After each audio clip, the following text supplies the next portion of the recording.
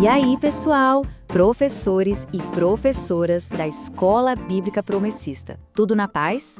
Sejam muito bem-vindos a mais esse nosso bate-papo, o material de apoio da Secretaria de Escola Bíblica.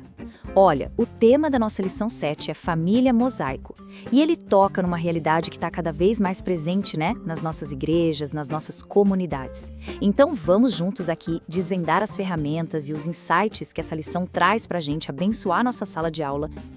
Bora dar uma olhada no nosso roteiro de hoje? A gente vai começar entendendo o coração da lição.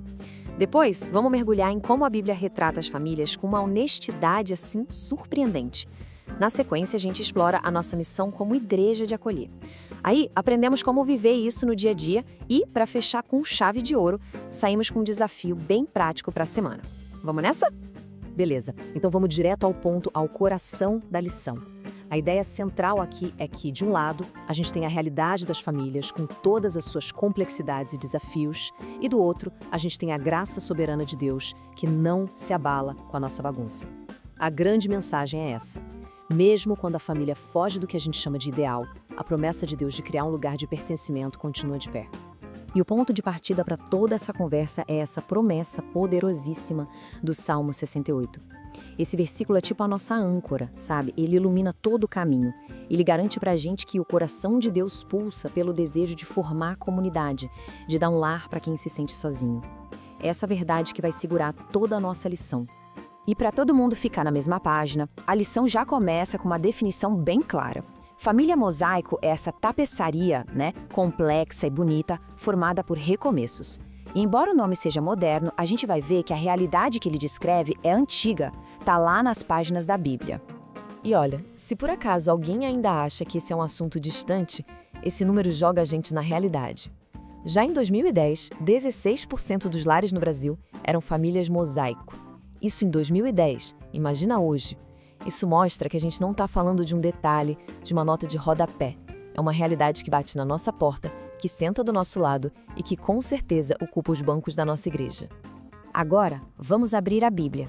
E é aqui que a lição faz uma coisa muito corajosa e libertadora. Ela ajuda a gente a quebrar aquele mito da família de comercial de margarina que às vezes a gente pensa que vai encontrar na Bíblia. Na verdade, o que a gente encontra nas Escrituras é um retrato honesto, cru e surpreendentemente muito parecido com a vida real. Essa pergunta-chave para começar a conversa na sala de aula e para desafiar uns clichês. E a resposta, a gente sabe bem, né? É um sonoro não. E quer saber? Isso é uma notícia maravilhosa, porque é justamente na imperfeição, na bagunça dessas famílias bíblicas, que a graça de Deus brilha com mais força. Pensa só na casa de Jacó. É praticamente um manual de disfunção familiar.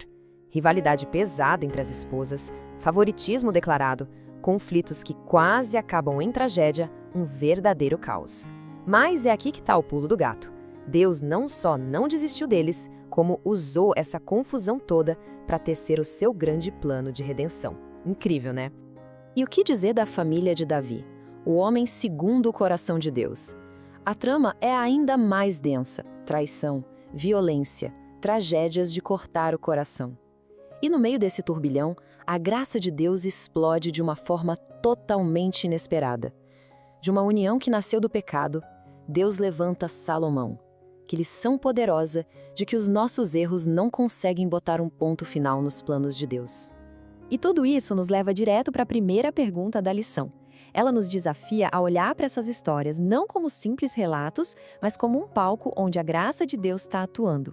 A Bíblia não varre a sujeira humana para debaixo do tapete. Pelo contrário, ela joga luz para que a grandeza da graça de Deus seja o centro das atenções. A resposta é libertadora. A Bíblia é honesta para nos ensinar que a graça não é um prêmio para quem é perfeito, mas um presente para quem é imperfeito. O Evangelho não é uma maquiagem para disfarçar as rachaduras, mas o poder de Deus que reconstrói vidas a partir dos escombros. E essa é a verdade que a gente precisa proclamar. Ok, com essa base bíblica bem firme, a lição vira para a gente e pergunta: e nós? Qual é o nosso papel como igreja diante disso tudo? E a resposta é um chamado à ação. A gente precisa ser uma comunidade que, em vez de julgar, restaura. E para isso, a lição nos dá um roteiro prático, quase um GPS ministerial.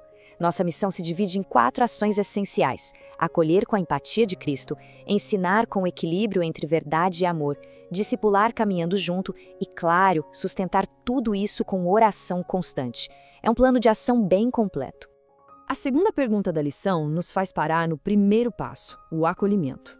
E para isso, ela nos aponta para Romanos 15, versículo 7. Esse texto funciona como um espelho, nos forçando a encarar a pergunta: o nosso jeito de acolher se parece com o de Cristo? E a resposta que a lição aponta é revolucionária. O padrão para o nosso acolhimento não é a nossa preferência, mas o acolhimento de Cristo. Ele não esperou a gente ficar apresentável para nos receber. Ele nos acolheu no meio da nossa bagunça. E esse é o nosso chamado: criar na igreja um ambiente seguro, onde todo mundo possa ser quem é de verdade. Agora, a lição toca num ponto bem sensível, uma tensão que todo líder de igreja sente na pele. Como manter a fidelidade à palavra sem virar um legalista e como praticar a graça sem cair na permissividade. É a busca por esse equilíbrio santo que a próxima pergunta nos propõe. A lição nos mostra que a chave está em 2 práticas que andam juntas. Primeiro, manejar bem toda a palavra de Deus, que é a nossa ferramenta para ensinar e corrigir. E segundo, investir no discipulado ombro a ombro, caminhando junto com as famílias, oferecendo apoio prático e espiritual nas suas jornadas, que são únicas. Chegamos na reta final, vivendo com propósito. É aqui que a teologia encontra o asfalto, que a teoria vira prática. Como toda essa conversa sobre graça e acolhimento se traduz em atitudes concretas no nosso dia a dia como igreja? Como isso funciona na vida real, na segunda-feira de manhã? E a próxima pergunta nos leva de volta ao ponto de partida, a promessa do Salmo 68. A questão é direta: como a nossa comunidade local, a nossa igreja, pode ser a resposta viva à encarnação da promessa de Deus de dar uma família a quem se sente sozinho? A resposta está numa palavra: intencionalidade. Não se trata só de sejam bem-vindos na porta, é sobre criar espaço real na nossa agenda e no nosso coração. É sobre ouvir histórias, oferecer um ombro, discipular com paciência e, acima de tudo, estar presente. É assim que a igreja deixa de ser um prédio e se torna a família de Deus. E a última pergunta da lição nos traz de volta para aquele desafio do equilíbrio. Como a gente pode ensinar os princípios de Deus sobre casamento, fidelidade e perdão com a firmeza que a verdade exige, mas sem o peso esmagador de um espírito de julgamento? E a resposta está aqui, visualizada nesse slide, que é brilhante. A lição nos lembra de Efésios 4,15, seguindo a verdade em amor. A firmeza está em não negociar os princípios da aliança, da fidelidade, do perdão. A graça está em como a gente comunica essa verdade, com compaixão, com sabedoria, com humildade. A lição nos ensina que verdade sem amor é brutalidade e amor sem verdade é só sentimentalismo. A gente precisa desesperadamente dos dois. E para que esta lição não termine quando a escola bíblica acabar, ela nos deixa um desafio prático, uma maneira de levar todo esse aprendizado do campo das ideias para o campo da ação. O desafio é pessoal e direto. Identifique uma família mosaico no seu círculo de relacionamentos. Pode ser na igreja, no trabalho, na vizinhança. Primeiro, se comprometa a orar por eles intencionalmente esta semana. Depois, peça a Deus que Ele mostre um passo prático de amor. Uma mensagem, um convite para um café, um gesto de apoio. Lembre-se, a oração abre nossos olhos e a ação materializa o amor de Deus. E a gente fecha com esta frase da lição que deveria ecoar em cada corredor das nossas igrejas. Que ela se torne a nossa missão. Que as nossas comunidades promessistas, e especialmente as nossas salas de escola bíblica, sejam reconhecidas não como tribunais que condenam, mas como hospitais da alma, refúgios de cura, de acolhimento e de restauração. Que Deus capacite a todos para uma aula abençoada e transformadora neste sábado.